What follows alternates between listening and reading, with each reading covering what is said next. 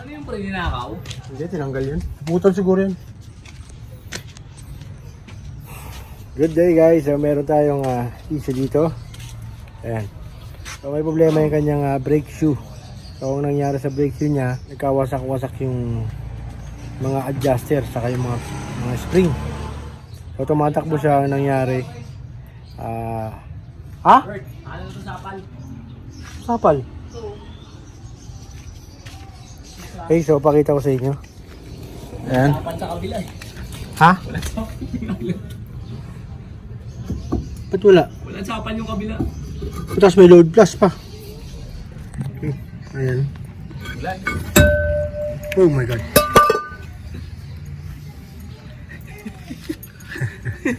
Tinalian mo. Oo, parang di buka.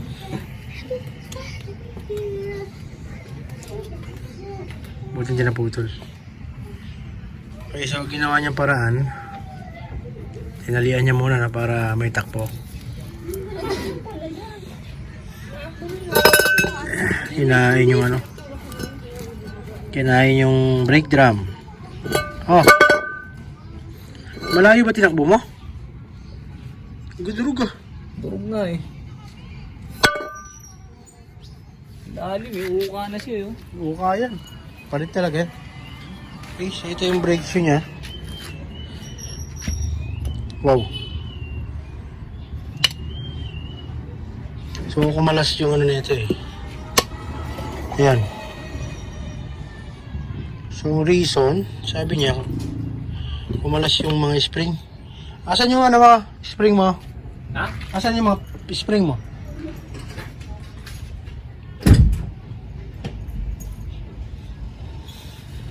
Ayan o, kung makikita nyo, nagkalsuhan yung mga spring dyan.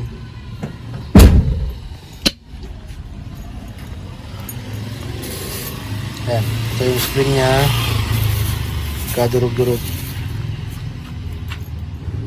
So yung lock ng adjuster, wala na, hindi na pa ikinabangan. Ayan, yung mga spring. Adjuster. So dati na siya may issue. May issue na yan, niritoke lang pre. Oo. Kasi makikita mo wala nang ano, Tsaka ano yun, wala nang thread. inispatan nga oh, makikita mo naman, inispatan na yun. Ayun oh, inispatan siya oh. Ispat yan. Oo. So ito mahirap no. T-shirt ba? Yung- T-shirt ba to? Tignan mo! So ako pa tinanong, may ako ka. Siguro tanggal. Ritoke paste na yan. Okay. Ano na ganito to pre? Kumalso yung mga ano, mga Opo. springs. O yan o. Yun yan, nakakalso na dyan. Okay, so naubos. So dati na may problema, ang ginawa na remedyoan lang. So hindi pwede yan, kasi preno yan eh. Tapos pang UV. Buti na lang MacGyver tong driver. At sanay sa ano yan. Dahil matagal ng driver to. Ayan. So ang gagawin natin ngayon, kailangan natin ngayon ng parts niyan. And then drum brake. So nagkataon, meron tayong parts out dito. Ayan, so kukunin natin yung isa dito. And then sabi niya dalawa na. So kailangan sabay yung drum brake. Babaklasin natin yung kabilaan. Ililipat natin sa UV niya. Okay? Ano? Okay. So ayan na. Ayan. So ito yung lilipat natin. Medyo sariwa pa siya, no? Tatanggalin natin ngayon yan. Nakakapit natin doon. Ayaw niya itigil. Ayan, sige. 87 pa more. Host na ano to? Host ng ano? Uban? Ano, stock ka parang kuya. So, stock up. Bulog yan.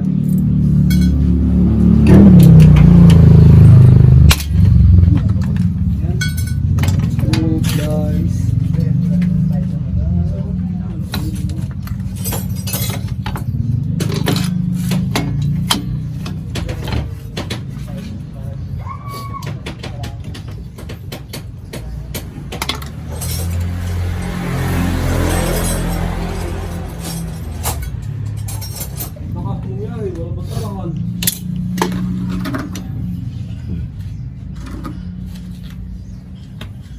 Okay, so lilipat natin ngayon ito sa kabila.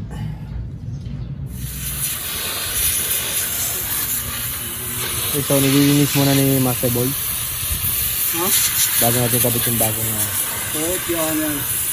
bago natin kabit yung brake shoe.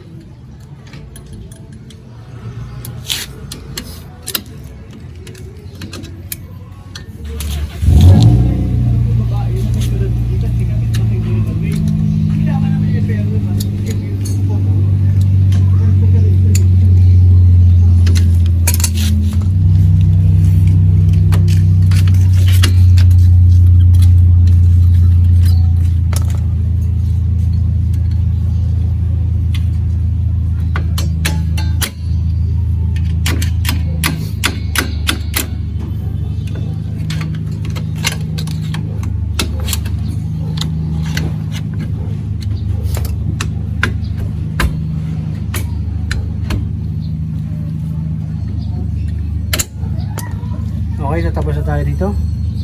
Sa kabilang side naman tayo. Ay, ano ginawa mo? Okay, hindi yan nakakala. Ano ginawa mo, Master Boy? Ang master boy niya. Nakaorganap gumawa yung master boy. Okay, okay nakakabit. Tinatanggalin yung Master Boy sa kanan. Lalagyan natin sa kabila. Ito, so baklasin na natin to. So ito yung isang side niya. Ayan. O dito buo naman, no? Problema, stack up na rin to. Yan. Magbakin natin to.